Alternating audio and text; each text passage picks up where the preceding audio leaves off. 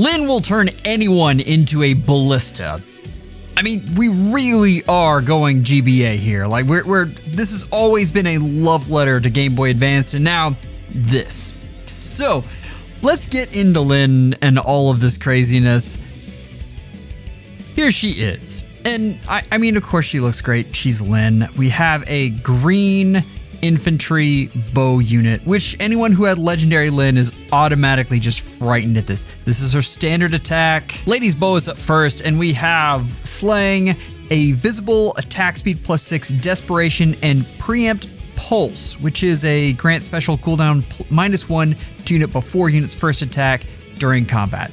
That's nice. That's very nice. We have a lot of special jumping, and more of it is never a bad thing. The fact that this is given to unit and allies within 2 spaces for 1 turn is also very good. Past that, we have a lot of visible attack and speed. We have 6 plus 20% of speed in combat. We have piercing, and we have potent 4, which is really good when you combine it with Astra Storm. And that is, I believe this is her preference. It should be.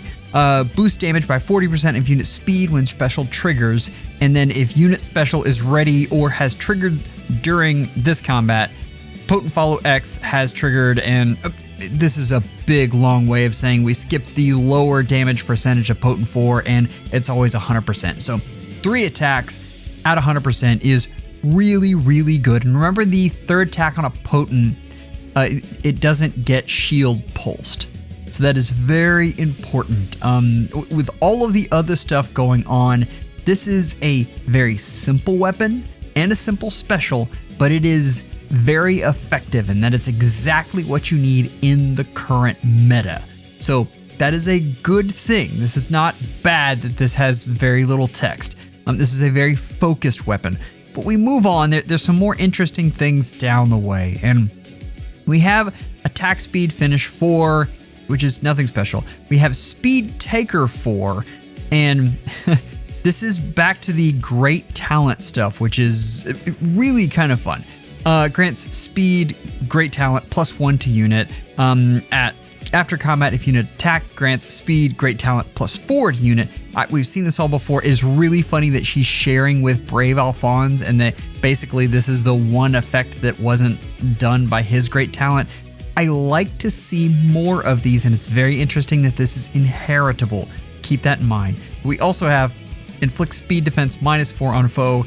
Unit deals damage equals 20% of unit's speed. That does not include AoEs, and neutralizes unit's penalties to speed, and neutralizes effects that inflict special cooldown charge -X on unit during combat.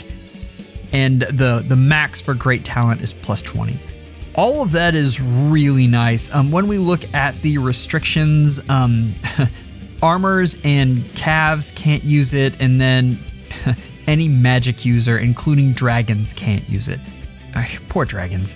But anyway, Speed Taker 4 is going to be slept on because, for one, it's on a very, very good unit, and no one's going to inherit it. And for another, we're going to be looking at Lyn as a unit and not at this fodder, because Lyn has some amazing stuff coming. We have Panic Smoke 4. You're going to replace that. You just are. That's going to be the way it goes. Just hold that thought. Like, this is... We can't really talk about the unit until we talk about what's coming next. It is important, and we've talked about this a lot. Understand that when they do these matchups, they are sending you a message. This unit is designed to go against Fjorm, and we talked about that 3rd hit, and you'll see it in just a second, doesn't get shield fightered. So it goes through whatever the unit has already. Now, we always have to get this unit in to really talk about it, but wait! We have style, because the game wasn't complicated enough. But in all honesty, this is replacing a duo button, and that is kind of a leveling thing if you think about it. All of your units that don't have duo skills now have something that they can use there, which is kind of neat. Astra Storm style in particular, this is long, and this is very, very hard to read. I've tried to simplify this here. This is unit can attack within 3 rows and 3 columns. That's the first thing. They have to be within that. and then within 5 spaces, or unless you're Lyn, and then it's within 6 spaces. Here's where it gets a little iffy. Counterattacks can occur, and that's even if you're 5 spaces away. Counterattacks can occur if you have DC, you're against a ranged armor, or you're within the normal range that you would be in an attack. So within 2 spaces of a ranged ally. We've had some debate over whether it would be within 1 space of a melee unit, because that is possible with this, and you'll see it in just a second. But that's probably not applicable in normal everyday use, so just something to keep in mind. But that is interesting. Anyway, unit ends action after attack. This means no canto, no weirdness going on. Everything is done. If there's no canto, there's also no shadow shift. So you're not worried about any of those effects. They don't happen. Much like a ballista, you fire, that's it. You can't use a duo or harmonic sail if equipped. Talked about that. It's kind of taking the place of that, which is neat. And then it cannot be used with a pair up unit. So you're not going to be able to cheat and bring a unit in and then swap for this unit and then swap back and be able to do shenanigans there. Which is funny because, I mean, the shenanigans would only be usable versus PvE stuff, but, I'm not sure why they really care about that. But this is incredibly powerful, and I want to keep on playing this because it shows something happening here. So, this unit is about to attack Gullveig, and if you count 1, 2, 3, 4, 5, 6, that is the maximum amount of spaces with Lyn. It has the 3 rows, 3 columns condition met. Keep in mind, if this was another unit with that, say you put this on, I'm completely blanking now. Let's say you just put this on Shez, Winter Female Shez, who we just got. She would only be able to attack up to the space below Gullveig. So there's 1 less range. That's still a lot of range, but it's interesting to note if you kind of look at how the layout would be. The big reason 3 rows and 3 columns is significant is because if it was everywhere on the map, this would destroy summoner duels. I mean, just ground it in and it would be done as a mode. It would be that annoying. This means there's a lot more play and counterplay to it, which is good. In Aether Raids, it means that saviors are just absolutely necessary. Absolutely. You cannot run a team without saviors anymore. Also, keep in mind, we have the whole safety fence too. I mean, if you're not covered by a savior, Lyn is going to obliterate you. That's all I've got. Also, I mean, if we really want to talk about it, I mean, if you wanted to put this in the rune spot, this unit could come in and be a ballista twice, which is, again, nutty. This changes a lot, and I want you to think about, automatically, I know you're going to be thinking about how annoying this is. I want you to think about some of the benefits. One of the things that comes to mind is automatically Arena.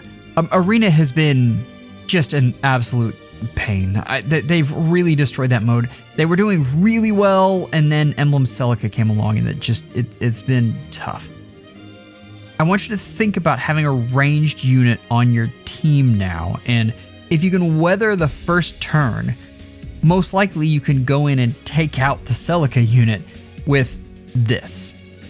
And that is incredibly powerful and something that could make that mode a lot better for you. There's a lot of PvE fun things that you can do.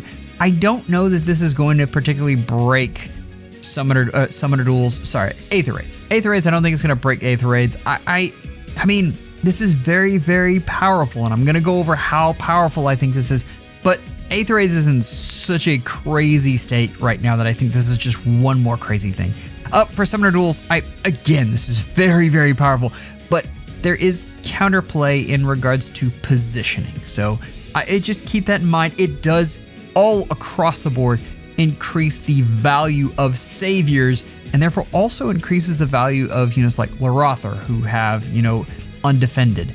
So just keep that in mind. There's a lot of interesting things to think about. The thing I wanted to show here is the fact that once you've switched your style, you're attacking into Gullveig, And what's going to happen is Golveg's not going to be able to counter back because she doesn't fit in that group there. She didn't have DC. She wasn't a ranged armor, and since she is a ranged unit, you would have to be in 2 spaces to be able to counterattack Lyn. Whew, okay, that's a lot. This unit is going to take some playing with. Just flat out, you're going to get a lot of reviews today, and I think across the board, we all need to play with this unit to figure out. But I promise you, we all agree that this is a very, very powerful unit. Let's just take a look at the color share that we've got here, and I have trouble. There are okay. Normally, like, you have one color that's good or 2 colors that's good. All of these are pretty good. First has to be green. Emblem Celica is just amazing, and I think she is a must-have. We don't say that often, and I just flat out, this is a unit that you want on your team and you should be summoning for. The problem is it is on a mythic banner, and that's tough. But understand that since it's green, your odds are better than normal, so that's good. The other thing is the 2 units with her, Hathrin is very good, and Alphonse has very good fodder and is good as a unit as well. So Alphonse isn't going to break the game, but he is a lot of fun, but also the fodder's great. For 2, I have colorless. Robin is still very good, and her fodder's good. I really like Rune. I don't think we're going to get another light mythic until November. And so if you want that effect, I think this is your shot to get it. Ecthenir just continues to show up and is an amazing unit. 3 and 4 are kind of competing, but again, both of them are really good. I put 3 first because Felix is such a necessity in the game right now. And if you don't have him, then 3 is definitely over 4. I still think Ike is a good unit, and Veronica is okay. That's all I've really got. Veronica is okay. I think with the power of Ike and Felix, I put this at 3. 4, I've got blue. Sigurd, I still think is one of the best Gale Force units in the game. He's just amazing. Bernie is a premier nuke, and Reagan is good, and also you get the aided effect from her. So yeah, all of these are really good. So no matter what you want to choose. But let's get to the tier list, which is probably what you're waiting for. I think this is the best emblem in the game. I think the way this is going to warp the game is significant. I don't think it's going to warp it quite as much as the Celica ring did, but I think in the current state, being able to have 5 range on a unit is just incredibly powerful. That is ridiculous and really influences the way you're going to play every mode. So I've got her all the way up to tier 0. Sigurd is up there as well. I think 3 range is phenomenal, and the Canto is in there too. And I think the way they're countering warping, getting more range is now a big deal. The Celica ring is fantastic as well, and will continue to be fantastic. I had to break. We were discussing this, and understand, like, this is on the emblem scale. These are all fantastic units, and you want a copy of each.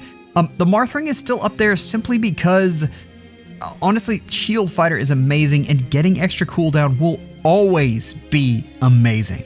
Just always. Like, he's probably at tier 2 and will probably stay there.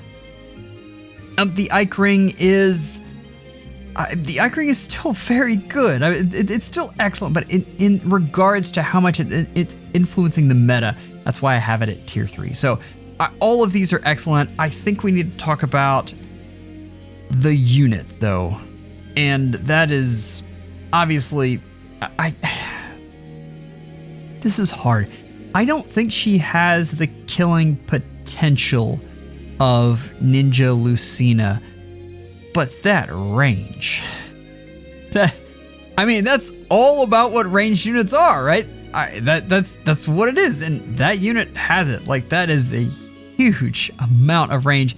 and will absolutely change the way the opponent has to play in order to accommodate. Lyn is incredible. If I am looking as a unit, Lucina would be my choice, but that's because of some of the supportive things she has. As a nuke, though, yeah, she's amazing. I still have Bernie up there. Just the way she works is pretty incredible. She'll probably be very high for a while. I've got the Shez Celica, but understand the Celica thing does include her range. Just her killing power has dropped off a bit, but I do like the unit a lot, and I see her in a lot of different places because she just keeps you honest. And Layla has more hitting power than I expected and is kind of phenomenal. In Tier 2, the reason we have a green dropping is because AoE reduction is just everywhere, but Tier 2 is a really good tier, like keep that in mind. Shez is, a legendary Shez is amazing, and like guilty pleasure wise, I would love to have a +10 on my barracks. I will never have that because there's so many things to summon on, but he's pretty great. You go down in Tier 3 and you have Micaiah and Nurgle, who I still think are very good. I need to revamp this, and I'll be working on that over the break, but I want you to really focus in on Lyn and see how high I am on her and how amazing I think that is. If you're looking for some nice warm holiday vibes, head over to see JB Pizza Cakes. I always enjoy their summoning videos. They have one they just dropped just a couple days ago. Go check them out. They're a lot of fun. Members, you are amazing. Take care and schedule an appointment with your FEHologist real soon.